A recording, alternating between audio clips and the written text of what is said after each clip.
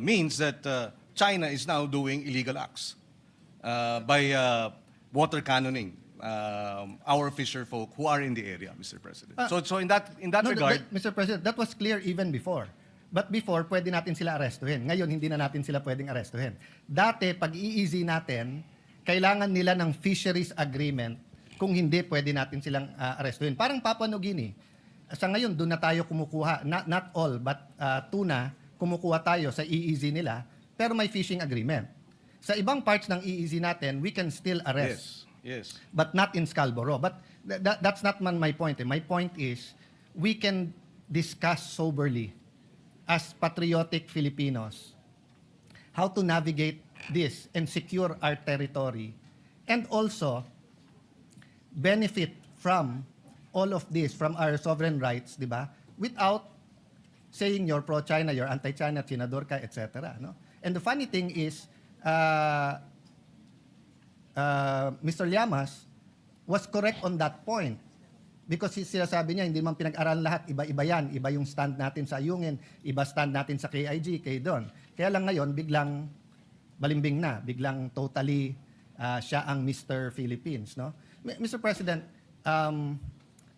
who was the first to start reclaiming in the South China Sea? At least from the Philippine... What country, Mr. President? You're from the DFA. Yes, our DND resource person says that it was Malaysia Okay. that started claiming. No? Okay. And of the claimant countries, sinong pinaka-aggressive? Of the claimant countries. I'm not talking about 1 China. month, 1 China, year. of In the course. last 20 years, China. Yes. Okay. Sino pinaka-maraming reclamation? China. As of today, Vietnam, according to the DND, Mr. President. What country offered the United States not to militarize the reclamations, etc.? Actually, Philippines was the first. President Ramos was the first to say not to militarize that. Ramos. Yeah, before. Yes, according to our resource person, it was President Ramos who first Okay. requested not to militarize the area, Mr. Okay. President. Not bad yung taga-DND, sir. You got 1 out of 4 questions correct. Not bad. The first to reclaim was Vietnam. The most aggressive to reclaim and most islands is Vietnam. Yes, that's correct. The most aggressive is Vietnam. The country to first propose to President Obama not to militarize na hindi tinanggap ng American government is China. President Xi was still vice president there. It's recorded in many, many books. I recommend you read yung kay Mahubani, a great diplomat, a great professor of the Lee Kuan Yew School of Government. No? Instead of saying yes, they continued to send their Navy ships because of the freedom of navigation. And China reacted the same way that US reacted to missiles on Cuba. No? So the next question, Mr. President, inside our EEZ, sino ang pinakamaraming reclamation? Right now, it is, as I made to understand, it is Vietnam. Okay. Sinong pangalawa? Again, according to our DND resource person, China is the second. Okay. Mali po, it's Malaysia. So, tama ako, Malaysia.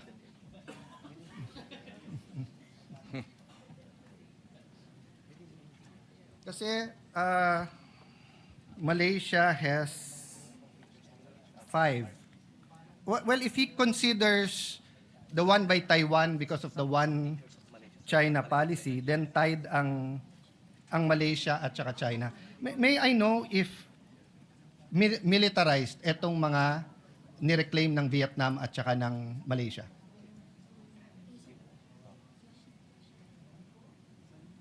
Depends naman kung naglalagay ng military officer. Yung sa Vietnam, they have their own military. Yes, according to our resource persons in Vietnam, there are military personnel and officers. And So officials. military personnel lang naman, but hindi militarized. Well, yes, not in the context or not, In the context of the Chinese. yes, not in the relative to. Okay. uh, Ang the- Malaysia po. Sa Malaysia, sir, may military and then they also a civilianized island. Similar. They have the military, but they also have civilianized islands, Mr. President. Yeah,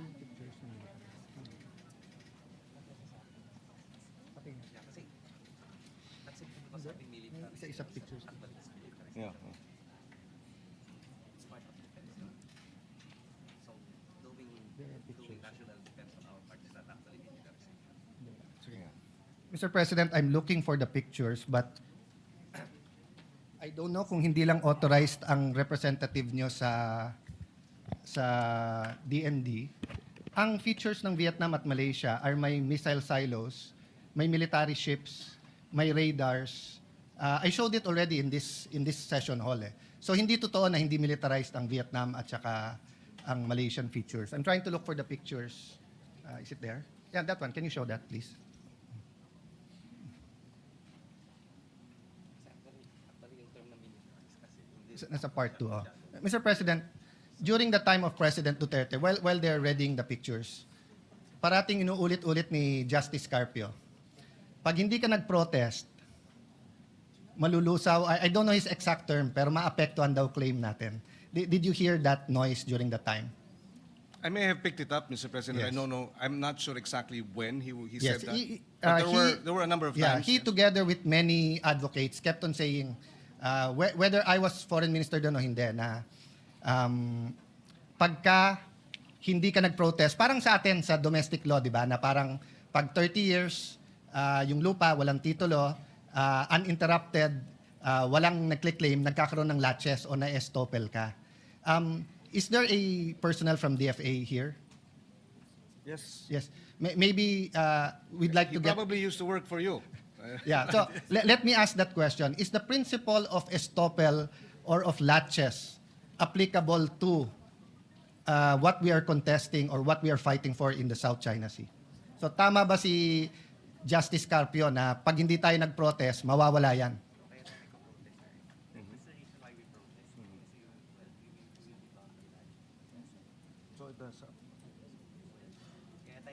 As a general principle, the resource person says yes. Latches may, over time, affect our claim, Mr. Yeah. President. Maybe we have to correct that, Mr. President. Napakadelikado ng statement na yon. Alam niyo bakit? Kasi nung panahon ni President Aquino and even during the Duterte time, we did not protest Vietnam and Malaysia.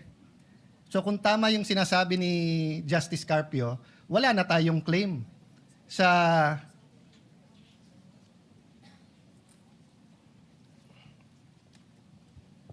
Well, sa 38 features ng China so, na clinic-claim nila, ang nasa loob ng EEZ natin 4, sa 24 na clinic-claim ng Vietnam, nasa EEZ natin 11, tapos yung Malaysia may 5, Taiwan, yung Ito Island, nasa loob, hindi natin pre-notice yun, Mr. President.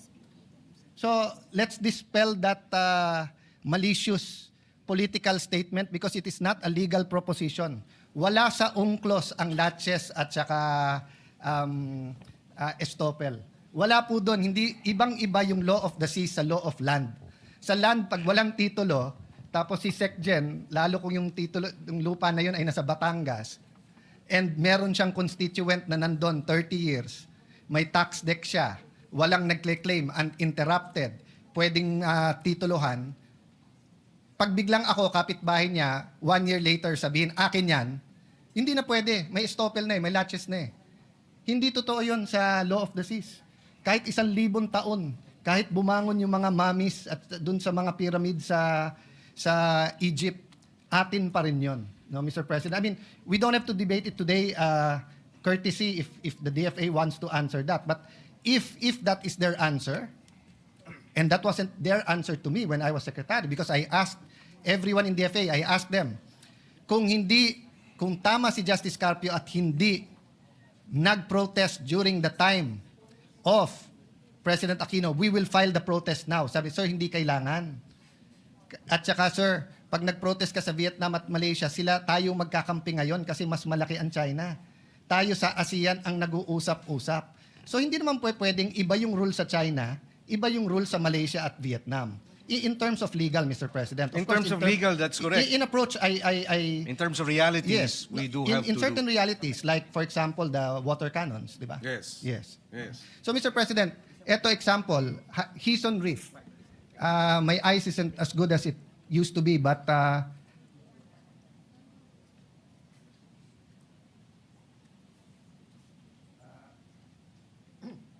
read the radar, I see the battle tank. Go to the next slides para lang makita. O eto, Bailang K.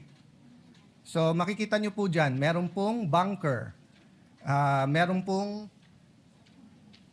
gun shelter, meron pong open, ayan, may battle tank, may lighthouse, may speedboats, may pier. Next slide. The Sinkowe East Reef, if I'm pronouncing it right, ha? Meron tong 3-sweep twisted blade turbine for power. May battle tank. May 12.7 mm HMG. Concrete bunkers. At the time I got this and President Duterte allowed me to show it, ongoing pa yung construction nila. Next, Vietnam, Pugad Island.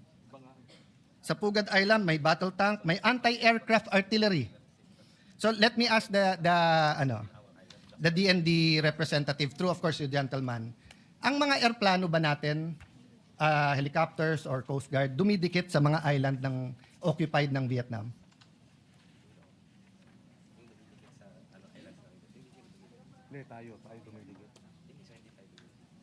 Hindi daw tayo dumidikit. Yes. Mr. President. And that is why walang water cannon. That is why hindi natin napapanood sa balita yung you are in Vietnamese territory, move out. Because iniiwasan natin yung sa Malaysia at Vietnam. That's not the only reason, Mr. President. Kasi nga, hindi iniwasan ng China ang Sierra Madre. Sila mali doon, tama tayo doon. I don't contest that. This is my point, Mr. President. We're not being totally truthful to the Filipino people of what's happening sa West Philippine Sea, South China Sea. And as we strengthen to face China, Malaysia and Vietnam are also strengthening. I don't know if the resource person from DND has the information how many submarines does Vietnam have. In the area? There are a number Yes. of... And how many does Malaysia have? also, there Yeah, are... I'm sorry, sir. I know you don't have it offhand, but enough to say na marami. How many Philippines has? Except, hindi kasama yung kay Chabit na submarine na ginagamit niya sa Ilocos, ha? How many submarines does the Philippines have? According to the DND, we have no submarines, Okay. Mr. President. So, in long story short, we don't really have a strategy except the transparency strategy against China, but more so, we don't have that concrete strategy against Vietnam and Malaysia.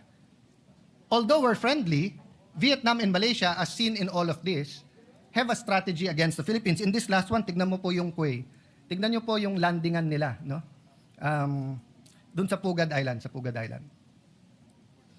Let's go very fast, with your permission, just to show you yung Malaysian. Let's go to the Malaysian. Ayan. So, yan ang example po. Oh. May runways na rin sila. Next slide. Swallow Reef. Next slide. 5 yan eh. So anyway, sige. Let's stop there. But the point I want to make, Mr. President, is kailangan natin magkaisa sa issue na to. Atin to. And some want to make it a political issue. Sila pro-China, kami anti. Hindi po. Pare-pareho tayong pro-Philippines. Pero may mga detalye na kailangan pag-usapan natin ng husto. So I'll go straight to the resolution unless you wanna Yes, please. just react. Yeah. To the resolution, Mr. President, is it correct that ang pinagmulan nito ay yung presentation ni Commodore Tariela na may depiction in caricature or whatever the right name is of President Xi sa presentation niya. Ito ba yung pinagmulan nito? Hindi naman, di ba? Even before that. I think that may be one of the issues raised, but I don't think it began with that, Mr. President. No, Mr. President, because bago po yung yung Chinese ambassador eh. So, all the disputes with the former ambassador, kung meron man, was covered by the 19th Congress eh. Kompleto naman tayo ng resolution eh. So, lumala ito nung nagkaroon ng caricature regarding the president of China. So, asan yung side by side? Pakita mo. So, siguro ito question ko. Let's, with your permission, Mr. President, Senator Pangilinan, let's focus on Commodore Tariela muna, no? Let me state this for the record muna, ha? I don't doubt his patriotism. I don't doubt his contribution to the cause. At lahat ng ginawa niya na opisyal at tama, wala akong problema. Okay. This is one picture. Pero nasan yung picture ni Presidente na nung sa ASEAN ba yun? O sa APEC? Hindi, yung nilapitan niya bigla si President Xi. Meron ka nun, di ba? Ito muna. Ano sa dalawa ang opisyal ng Pilipinas? Yung mag-usap tayo, magdebate, ipaglaban natin atin, pero sa simbolo ng watawat at sa simbolo ng Pangulo ng bawat bansa, cordial tayo, or ang opisyal ba natin ay umikot tayo at gumawa tayo ng mga caricature at siraan natin ang image ng presidente ng kabila? Which is our official policy? If I may just clarify, Mr. President, because the mention of the caricature. Mr. President, according to the information, the caricature came out January 14. But even before that, Mr. President, I publicly came up with a statement expressing concern about the military exercises, live military exercises undertaken by China in the Taiwan Straits. That was in December. And there, Mr. President, I was called out by the Chinese embassy spokesperson saying, reminding me that I should respect the one China policy. And so the issue of Tariela cannot be isolated, Mr. President. Okay. So, And therefore, if I answer this, it is simplifying, Mr. President, the whole resolution into Tariela's statements. No, it's not, Mr. President. Mr. President, I'll go to the one China policy later on and why you were called out. Because if you remember, the president himself was called out. Exactly, But not Mr. by President. no, because that's their duty. Well, and it is our duty to respond. Yes. Mr. President. Yes. Yes, it's your duty to respond, Mr. President. But To uphold the rights, to uphold our independence, to uphold our freedom of speech, Mr. President. yes, Mr. President, but one of the red lines of China in their diplomatic relations with any country, including the United States, is the one China policy. That's why when the Speaker of the House of US went to Taiwan, they were called out. And there was no issue. Mr. President, and they called, Mr. President, let me finish. Yes. They called, and there was a debate. When President Bongbong said we have to prepare, President BBM, nag-statement. So, wala namang issue eh. Eto stand natin, eto stand nila. Except that, What's Mr. the President, issue there? my experience with Chinese statements, Mr. President, is that they tend to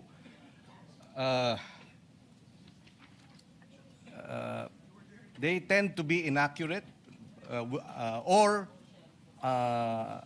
they tend to make wrong, false accusations. Mr. President, I was chairperson of the Council of Asian Liberals and Democrats. Our organization was blacklisted by China. And the accusation was that the Council of Asian Liberals and Democrats, of which I was chairperson, was supporting Taiwanese independence, which was a lie, Mr. President.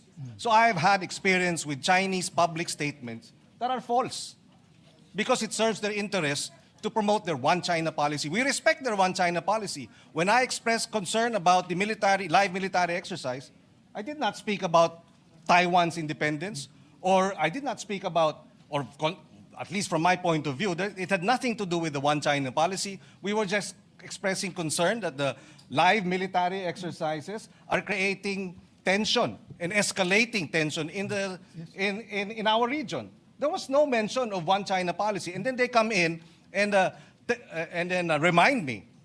No, Mr. President. That That is a standard reminder because they consider Taiwan and the waters in between to be part of China. So, put it another way, Mr. President. Sa kainitan ng secession movement ng Mindanao, kung may statement ang isang opisyal ng China, dahil nagpadala tayo ng military sa Marawi, hindi ba ang diplomats natin sa Beijing sasabihin din sa kanila, huwag kayong makialam. Kasi one Philippines to eh. Ang Mindanao ay hindi independent. Mr. President, I beg to disagree with the comparison. I think, again, ano yan,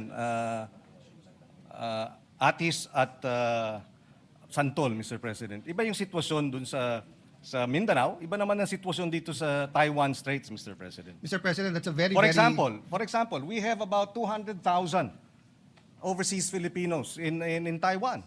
And so these live military exercises are a concern because an accident could lead towards, a shooting war, which we would, for the sake of our Filipinos overseas, we would like to ensure that nothing like that happens. No, I agree with you, Mr. President. And I agree with your statement, and I agree na sana hindi invade yung Taiwan. What I'm saying is it's the duty of their diplomats na sumagot. So if there were 200,000 Chinese in Mindanao, and we had live exercises, i-invade yung Marawi, yung ating diplomat ay aangal pa rin sa Beijing because it's their duty.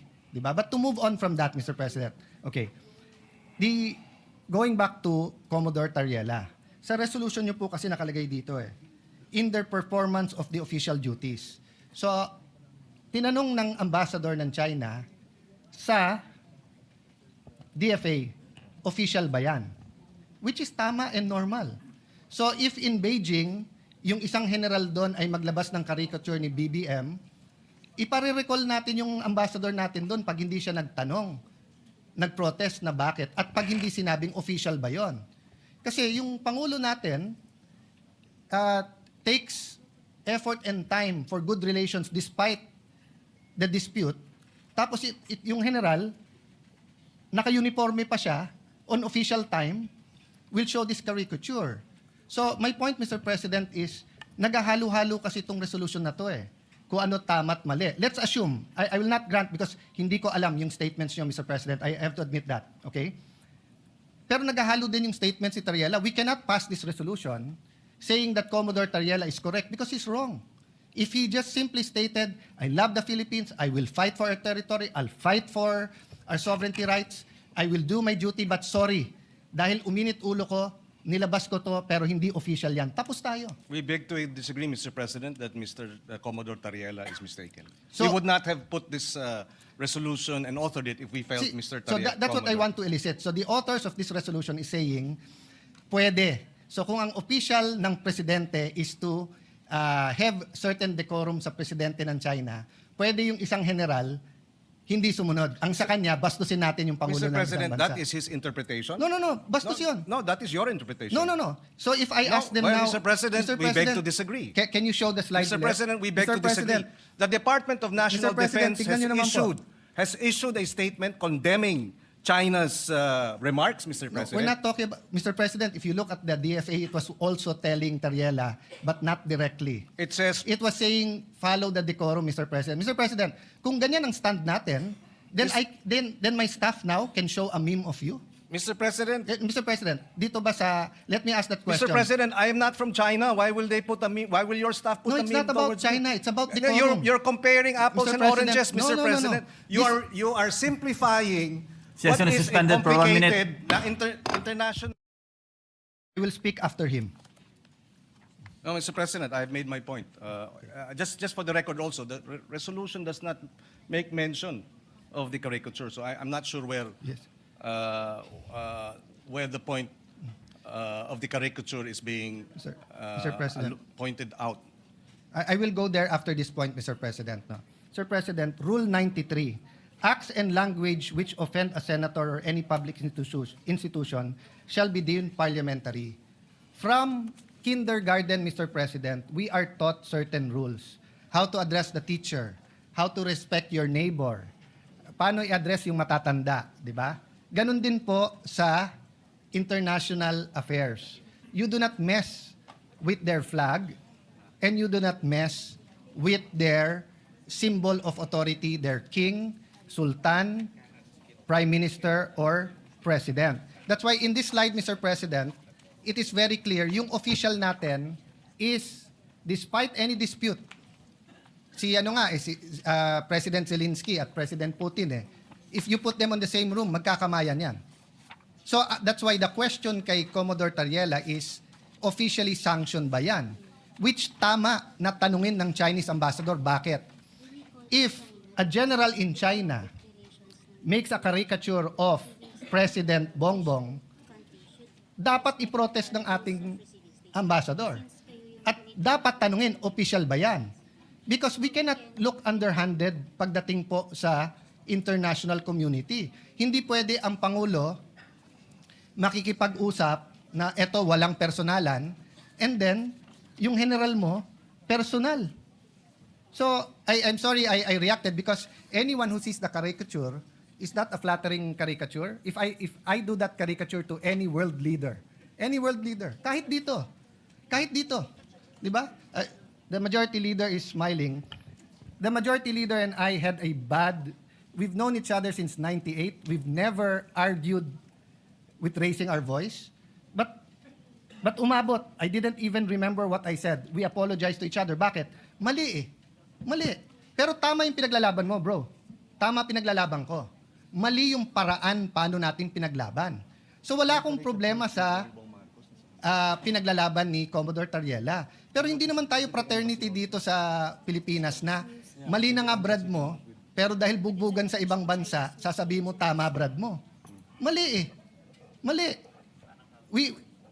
I don't propose a resolution, but the guy should apologize and just say na, tama pinaglalaban ko, pero mali na ginawa kong ganyan. Now, if he wants to do that, he resigns his commission.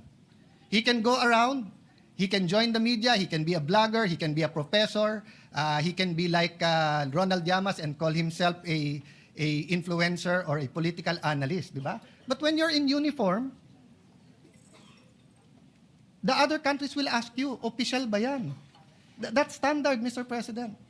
Kaya tayo nagkakaproblema. Mr. President, wala namang problemang magtanong sila. Pero itong mga bitiw na salita nila sa kanilang Facebook official pages ay hindi katanggap-tanggap. Number one. Number two, kahit sa China, Mr. President, kinakarikature ang ating Pangulo ng state-controlled, China state-controlled media. Na alam natin, walang lumalabas dyan na hindi aprobado ng Communist Party. So merong China, Xinhua News. Andito si BBM, may caricature. Andito rin.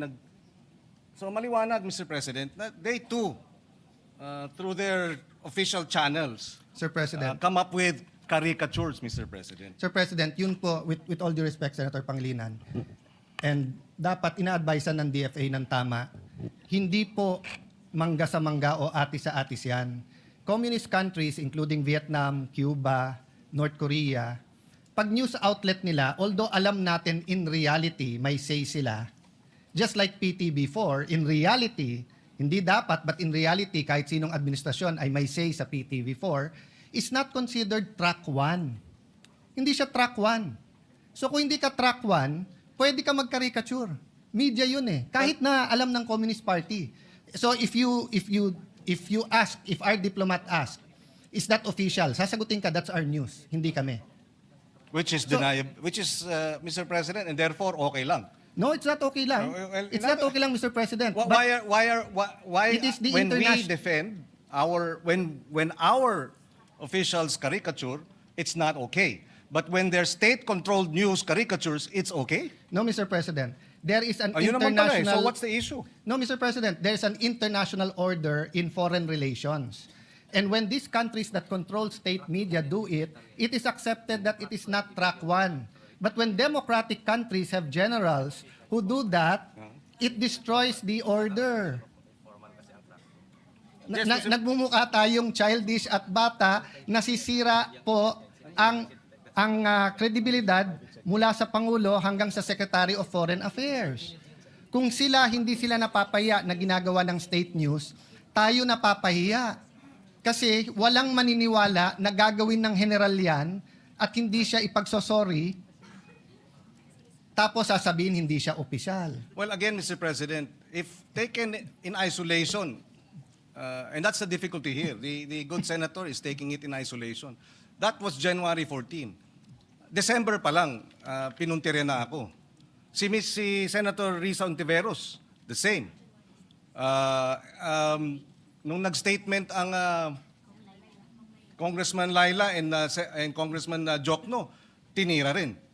So, itong propensity to focus on Tariela because nagre-reklamo on China, it does not present the entire picture, Mr. President. Mr. This President. resolution would not have happened if it was just Mr. Tariela, Commodore Tariela they were complaining about. No, Mr. But precisely, it is a systematic propaganda campaign to discredit our public officials, to discredit our armed forces, Mr. President. Ganyan ang style. And the statement of the DND, if you look at it, if you read through it, they were saying, and they condemned the lies.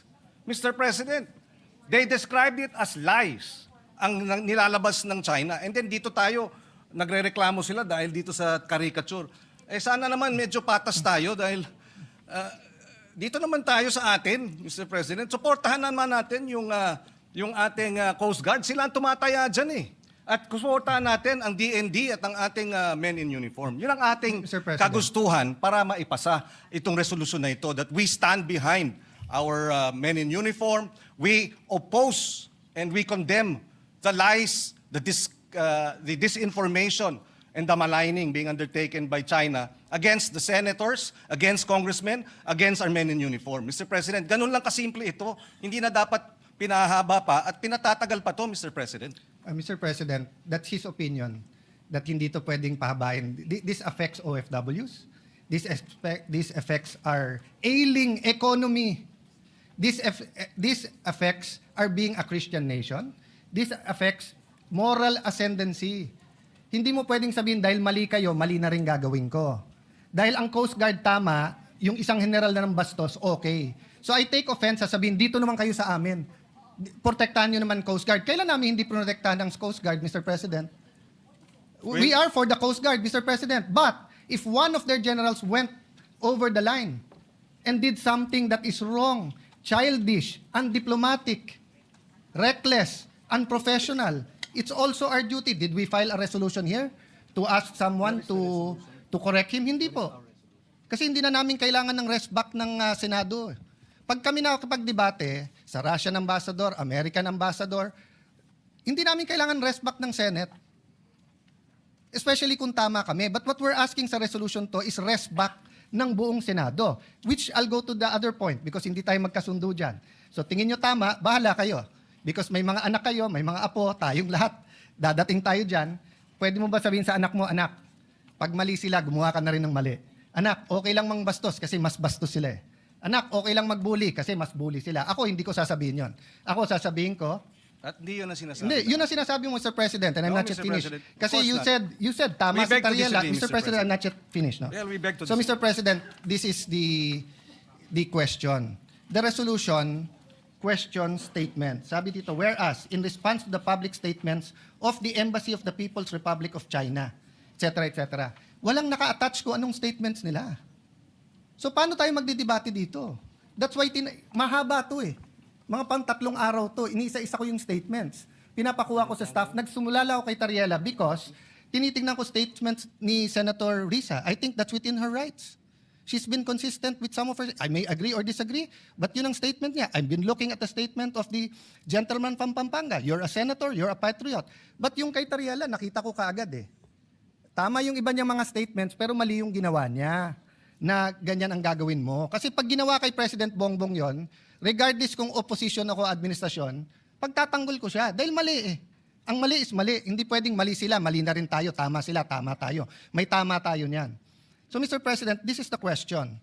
How will we discuss and vote on this? Kung wala naman dito yung statements na kine-question natin. So will the gentleman attach these questions and furnish the members of this chamber? I don't think we ever passed a resolution. This is just 30 seconds, tapos na ako. On this point, we've never passed a resolution condemning anything without specifying what we're condemning. So, pwede bang sabihin, Hindi ko gusto yung sinabi ni Senator Marcoleta sa CA. Hindi po. I saw the statement of Senator Lacson. I saw the other statements. Specify nila kung ano sinabi niya. Nakita ko statement ni Senator Marcoleta. Clarify niya. At least malinaw. Eto parang carte blanche na lang. Lahat ng sabihin ng Chinese ambassador, mali. Paano kung sinabi niya, good morning? Paano kung sinabi niya, ni hao, good morning? Kinokondemn natin yon. Bawal na mag-good morning sa Pilipinas? Oh. You might say it's obvious na hindi yun ang kinokondemn. There's no such thing as obvious. The records of the Senate will bear this resolution and the discussions in this August hall. But anyone can add and subtract if it's general. So which statements are we talking about so that we in the minority, in the opposition, can be able to debate? That's why I started out today by simply saying, pagdating sa South China Sea, sa West Philippine Sea, nagkakaisa tayo, magkakasama tayo. Atin ito, ipaglaban natin to. Pero pagdating sa bastusan, out kami dyan. Kasi yung tama is tama, mali is mali. So ang question po ngayon, what will we do, gentleman from the esteemed senator, gentleman from Pampanga and the author, will you supply us or will we annex or add whereases so that we will see ano ba tong statements na to? Mr. President, I think the whereases are clear. Just a little bit of research on the part of the researchers will confirm what we are referring to. We don't need to annex all of them, Mr. President.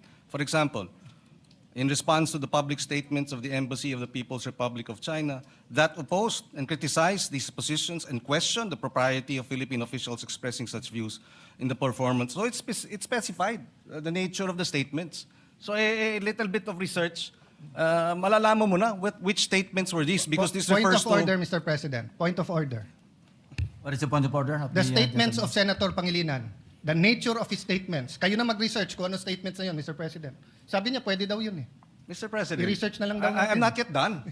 No, that's why I Philippine gave you- officials, Mr. President, including that's why I members, gave a point of members order. of the Senate. May I just be... I am still It's a speaking, point of order, Mr. President. President. A point of order precedes your precedence. Mr. President, Maybe Mr. President, maybe ask the minority floor leader to state the point of order. Which part of the rules was Sige, Mr. President. which part of the rules was Wala. violated? I'm making a point, Mr. President, that you cannot make a motion and then say, i-research mo na lang yung laman. Sabi kasi niya, pwede mo daw ipasa to, tapos nandyan naman yung nature. Ano ngang statement? Mr. President, So in the this is a same manner, debate. Mr. President, I Where admit, is- where is the point my of order? motion, may I finish? Where is the point my of order, motion Mr. for... Where is the point of our Session is motion. suspended.